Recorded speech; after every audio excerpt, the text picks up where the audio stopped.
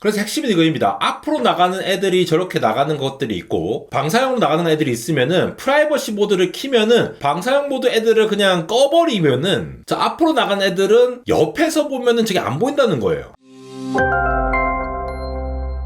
네, 여러분 반갑습니다. 에러입니다. 샌프란시스코에서 갤럭시 언팩 행사가 있었고 갤럭시 S26 시리즈와 여러가지 버즈라든가 다 발표가 됐는데 단연 S26 울트라가 눈에 띄는 것이 이번에 굉장히 주목을 받은 요 기술이죠. 삼성 디스플레이에서 2년 전에 공개했던 기술인데 바로 프라이버시 모드를 지원을 하는 디스플레이입니다. 지금 보시다시피 옆에서 이렇게 보면은 사람들이 보니까 약간 신경 쓰이잖아요. 근데 이거를 디스플레이 자체가 공정 때부터 이 픽셀 조절과 픽셀 사이사이에 칸막이를 만든 다음에 적당히 조절을 함으로써 전체 화면을 옆에서 보면은 잘 안 보이게 만들 수도 있고 특정 부분만 가리게 하는 기능이 나오면서 보안 필름, 우리 평강 필름이나 이게 이게 다 붙여서 쓰잖아요. 그런 것들은 아예 붙이면 기본적으로 이게 OLED이기 때문에 밝기를 내릴 수밖에 없는 그런 문제가 있었는데 그런 거 없이도 지원되는 아주 신박한 기술 내용이 있어서 요게 또 이 디스플레이계에서는 굉장히 큰 사건이 아닐까 싶어서 한번 다뤄보도록 하겠습니다. 기본적으로 제가 처음에 말씀드렸다시피 원래 이 스마트폰 위에다가 프라이버시를 가리기 위해서 약간 이 화면을 좀 흐릿하게 만든다거나 필름으로 차단을 하는 구조로 기본적으로 화면을 가린다라는 컨셉으로 해왔었죠. 이 스마트폰 나오는 이후부터 항상 그 모델에 맞춘 이 서드파티 제품으로 이렇게 가리는 형태의 액세서리들이 나오곤 했잖아요. 근데 이제 이게 필요 없다는 겁니다. 갤럭시 S26 울트라에 들어간 게 퀄컴 스냅드래곤 8 Gen 5가 기본적으로 들어갔다라는 거, 성능이 어마무시하게 늘어난 그 부분도 있겠지만 겉으로 보이기에는 당장에 체감할 수 있는 기능으로서 요거를 킥으로 내세웠다라는 것이 당장에 기존에 없던 기능이었기 때문에 눈에 띄는 기술로서 이게 보인다라는 거죠. 그러니까 차단하는 것이 아니라 아예 빛을 제어를 하겠다, 빛이 나가는 방향을 제어하겠다라는 거거든요. 빛이 이렇게 픽셀 하나하나마다 나오는 건데 그 방향을 조절함으로써 어떤 것들은 넓게 퍼지는 건데 기본적으로, 근데 어떤 것들은 좁게 나오게 합니다. 그래서 좁게 나온 것과 넓게 나오는 것의 차이를 이용해서 옆에서 보면은 안 보게끔 하는데 이게 어떻게 하는지 한번 볼게요. 이게 기본적으로 빛이라는 거에 한 포인트에서 나오면은 이게 빛이 퍼져나가죠. 픽셀 하나하나가 이렇게 퍼져나가는 구조인데 이렇게 좁게 만들 수 있다라는 것 자체를 생각해 보면은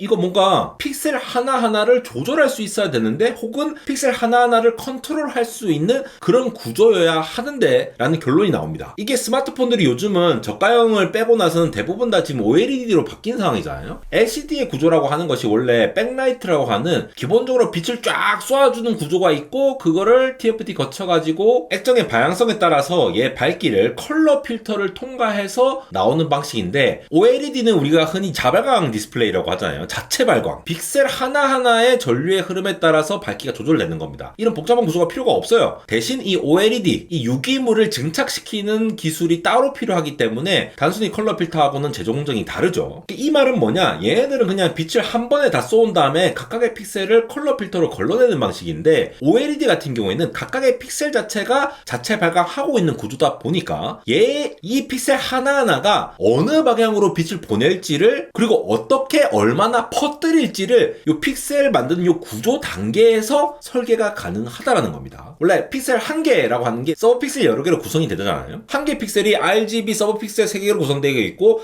파란 색깔, 청색광 같은 경우에는 수명이 떨어지니까 두 개를 박는 경우도 있고 이렇게 패턴화를 시키는데 이 서브 픽셀의 이 단위들 전체로 봤을 때 대부분 다 수 마이크로미터 수준이거든요. 이렇게 반도체 수준의 초미세, 이거 디스플레이도 그리고 반도체니까 엄청나게 미세한 공간에서 빛의 확산을 어떻게 내로우한 것과 와이드한 것과 이렇게 두 개로 구분해서 통제를 할 것이냐가 핵심인 겁니다. 요거를 갤럭시 S26 울트라에서 적용을 했다는 건데 샘 모바일에서도 나왔었죠. 이게 루머가 이미 있었어요. 프라이버시 프로텍션 플렉스 매직 픽셀이라는 거를 할 거다. 마법스러운 아주 유연한 픽셀이다. 왜 유연할까를 보면은 전체적으로는 기술이 이렇게 돼 있습니다. 한 개는 좁게 퍼져나가고 한 개는 넓게 퍼져나갈 수 있는 픽셀 아키텍처를 만든다. 요게 첫 번째 핵심이 될 거고, 두 번째는 그렇게 일단 빛이 나가게 한 다음에 그 위에 약간 필터 같은 칸막이 구조를 만들어요. 블랙 매트릭스라고 부르는데 왜 블랙 매트릭스냐? 특정 빛을 흡수하는 구조를 만든다는 거죠. 좀 이따 보여드릴 거고, 그 다음에 루버 구조와 프리즘 2단계 광학 필터를 쓴 다음에 마지막으로는 소프트웨어로 협력하는 것까지. 그러니까 단순히 디스플레이 조정하는 것뿐만 아니라 이 디스플레이를 이렇게 구조로 만들어 놓고 OS가 특정 부분을 컨트롤할 수 있게끔 만들었어요. 이 하나의 픽셀에서도 좁게 나가는 방사각이 있고 넓게 나가는 픽셀이 있고 이렇게 두 가지로 구성을 한다는 것 자체가 이 안에 두 가지 종류의 픽셀이 모여져 있다는 거예요. 예를 들어 네로 픽셀 같은 경우에는 이 근처에 칸막이를 높게 세우면은 얘네들이 반사해가지고 결국은 이 좁게 이렇게 쫙 나갈 수 있을 거고, 이 쉴드를 얕게 이렇게 하면은 넓게 퍼져나갈 거잖아요. 그러니까 블랙 매트릭스라고 하는 구조가 이게 흡수가 될 수 있게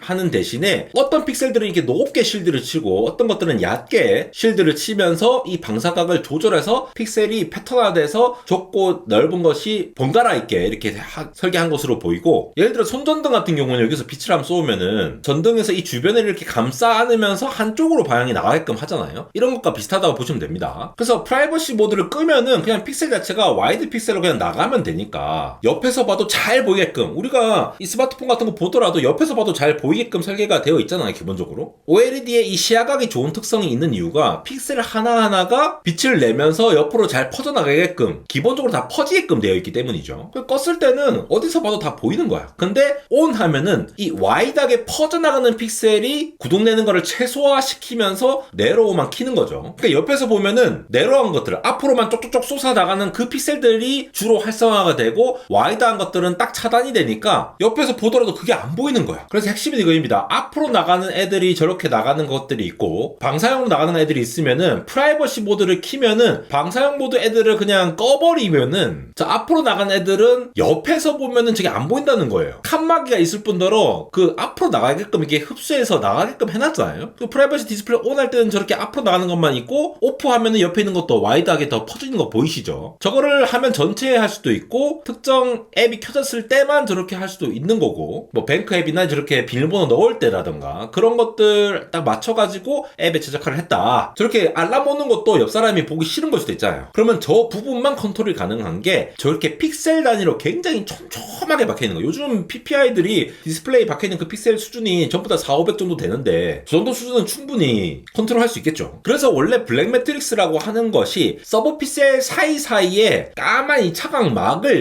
벽을 둔 거거든요. 이 색들이 너무 혼합해서 막 이렇게 퍼져서 방사형으로 나가다 버리면은 말 그대로 이제 색이 혼합돼서 표현이 잘 안 될 수도 있으니까 그거를 잘 블랙 매트릭스로 잘 만들어놨는데, 지금 요거를 좀 더 발전시키면서 이 블랙 매트릭스의 벽을 잘 세워가지고 이게 단일층이 아니라 여러 레이어로 차광 구조를 만들었다는 거죠. 광을 차단시킨다는 거. 그러니까 측면광이 내부에서 흡수대로 설계가 되니까 네로 픽셀 주변에서 이 광 흡수 매트릭스가 형성이 되는 거고, 그냥 분리만 시키는 게 아니라 이 광을 흡수할 수 있도록 해놓은 챔버라고 보시면 됩니다. 그래서 기본적으로 이 루버 구조를 통해 가지고, 루버가 그러니까 블라인드예요, 블라인드. 특정 각도 외의 빛은 다 차단을 시킨다라는 거죠. 그러면 쭉쭉 통과시킨 놈이 있고 아닌 놈이 있는데 그 외에 또 디스플레이는 이렇게 반사되는 것도 있고 이렇기 때문에 프리즘을 통해서도 얘네들이 빛을 굴절시키거나 내부에서 반사되도록 해가지고 빛을 컨트롤하는 시스템을 맞춰놨고, 그냥 벽만 세운 게 아니라 벽과 벽을 한 다음에 요거를 이제 흡수할 수 있도록 챔버를 놔둬놨다는 게 이 블랙 매트릭스가 좀 더 발전됐다라는 부분이라고 보시면 되겠습니다. 근데 이번엔 또 이게 평광판을 안 썼다고 하더라고요. 보통 이 평광판을 쓰는 이유가 여기 디스플레이도 바깥에서 빛이 들어온 게 다시 여기 부딪혀갖고 다시 반사돼서 나가는 것들이 있거든요. 그런 것들을 차단하기 위해서 평광이라는 요 두꺼운 판을 또 넣어야 되는데, 이런 거 없이도 이 마이크로 루버랑 프리즘 구성으로 해가지고 2차 감각으로 훨씬 더 얇게 만든 것으로 보이고요. 이거를 삼성 디스플레이에서 리드 2.0 구조라고 이름을 했더라고요. 평광판을 일단 제거를 했으니까. 근데 이런 하드웨어적인 것도 좋지만도 이거를 하드웨어적으로 이렇게 바꾸게 되면은 사실 이 프라이버시 모드를 껐을 때와 켰을 때의 차이가 있을 거잖아요. 원래 기존 OLED는 밝기 균일도라든가 버닝 같은 거, 색 버전 같은 거 할 때 여러 가지 신경을 쓸 텐데, 프라이버시 디스플레이로 딱 바뀌면은 네로우랑 와이드 픽셀 비율을 일단 제어를 해야 될 거고, 부분적인 영역의 프라이버시 적용을 또 제어를 해야 되니까 기본적인 그런 것들은 소프트웨어적으로 지원을 해야 될 텐데, 특히나 이 감마 특성 같은 것들도 이게 또 너무 프라이버시 모드랑 아닌 거랑 차이가 나면 안 되니까, 감마라고 하는 거는 인풋 시그널 대비해서 아웃풋 브라이트니스가 그러니까 밝기를 어떻게 할 것이냐 라는 것들의 이 곡선들이 있을 텐데, 요것들을 또 좀 약간 다르게 해야 되겠죠. 픽셀 물리적으로 하드웨어가 다를 거니까. 그래서 이 시야각 특성에 맞춰가지고 또 감마를 네로우는 어떻게 할 거고 와이드는 어떻게 할 것이냐 이런 것들을 정해줘야 한다는 거. 그리고 네로우 위주로 프라이버시 모드를 계속 쓰면은 네로우 픽셀 위주로 또 켜질 거잖아요. 그럼 밝기 특성이 달라지니까 가만히 그냥 그대로 두면은 중간 톤이 약간 무너질 수도 있겠죠. 그러니까 이 감마 보정 테이블에 따라 가지고 프라이버시 감마랑 기존 감마를 이제 구분을 해가지고 이 프라이버시 감마를 따로 따르도록. 왜냐면 우리 눈이 이 밝기에 따라서 밝기를 키운 대로 그대로 선형적으로 그대로 밝기를 인지를 못하거든요. 그래서 감마를 맞춰가지고 정면 화질을 그대로 유지를 하기 위한 요 커브를 따로 또 적용을 해야 될 겁니다. 당연히 이렇게 만들면은 각각의 이 픽셀들을 또 컨트롤을 해줘야 되니까 기본적으로 여러 층의 처광막을 맞춰야 되니까 그러한 설계가 잘 들어가야겠죠. 픽셀 자체도 수 마이크로미터 단위로 이렇게 움직이니까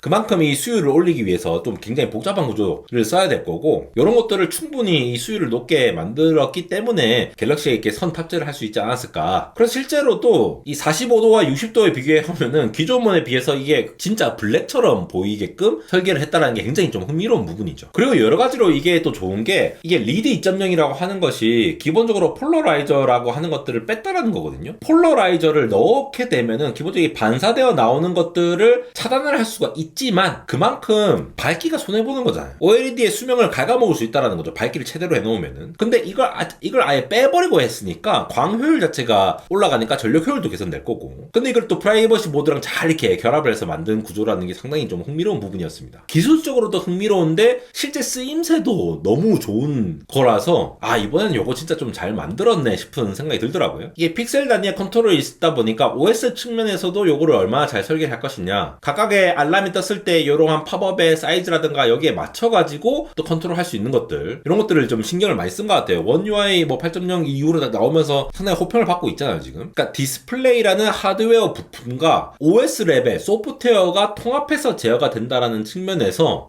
이제 하드웨어와 소프트웨어가 이렇게 만나면서 할 수 있는 새로운 기술들이 계속 등장을 하는구나, 이렇게 해야 기술 혁신이 발생하는구나 라는 느낌도 들었고요. 이게 이제 스마트폰에만 적용이 되겠습니까? 앞에 여러 가지 적용이 될 수 있겠죠. 기존에는 원래 스마트폰이 시야각을 넓히는 경쟁이었잖아요. 옆에서 봐도 잘 보이고 밝기도 더 높이고. 근데 이 OLED 방사 패턴을 엔지니어링을 함으로써 이러한 특정 부분에 대한 것도 가릴 수 있고 옆 사람이 못 보게끔 한다라는 거니까 이 플랫폼 레벨이 이제 변화가 되는 거죠. 픽셀 구조, 광학 필터도 그렇고 블랙 매트릭스라는 거를 얼마나 잘 설계를 할 것이냐, 거기에다가 이거를 다 설계해 놓는다 하더라도 OS가 또 잘 지원을 해줘야 되잖아요. 이 모든 것들을 통합해서 풀스택으로 잘 지원을 하겠다라는 컨셉이기 때문에 유기적으로 잘 한꺼번에 가야 된다라는 거, 이런 부분들이 중요한 거고, 이런 것들이 또 삼성 디스플레이 패널단에서 구현이 되지 않으면은 또 안 된다는 부분이니까. 그러니까 앞으로도 이 AR 디스플레이, 물론 요거는 도파강 방식이기 때문에 OLED 방식의 픽셀 방식과는 또 다른 차원의 어떤 것들이 필요할 겁니다. 그러나 그 외에 마이크로 올레드라든가 다른 디스플레이들, 혹은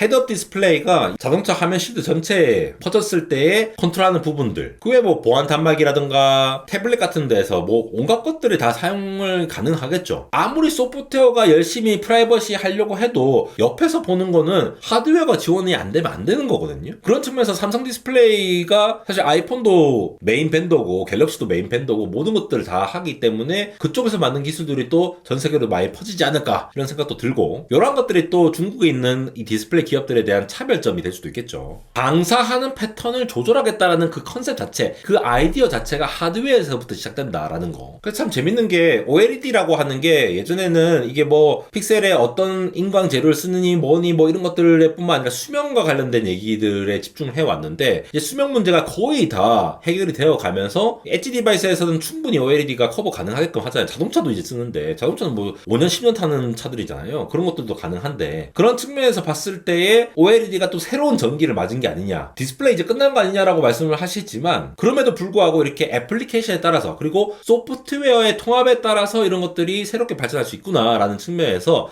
이게 또 하드웨어와 소프트웨어의 결합이 이렇게 또 밝혀질 수 있겠구나 라는 관점에서 굉장히 흥미롭게 봐서 이번 갤럭시 S26 울트라에 나온 요 기능들을 오랜만에 디스플레이, 제가 한동안 디스플레이 잘 안 달았었는데 좀 재밌는 얘기라서 한번 다뤄보게 되었습니다. 안대공학 인스타그램 언리얼텍.에러에서도 지금 많은 이런 소식들을 전달 드리고 있습니다. 팔로우 해주시고 유튜브에서 다루지 않는 재밌는 소식들 많이 받아가시기 바랍니다. 지금까지 에러였습니다.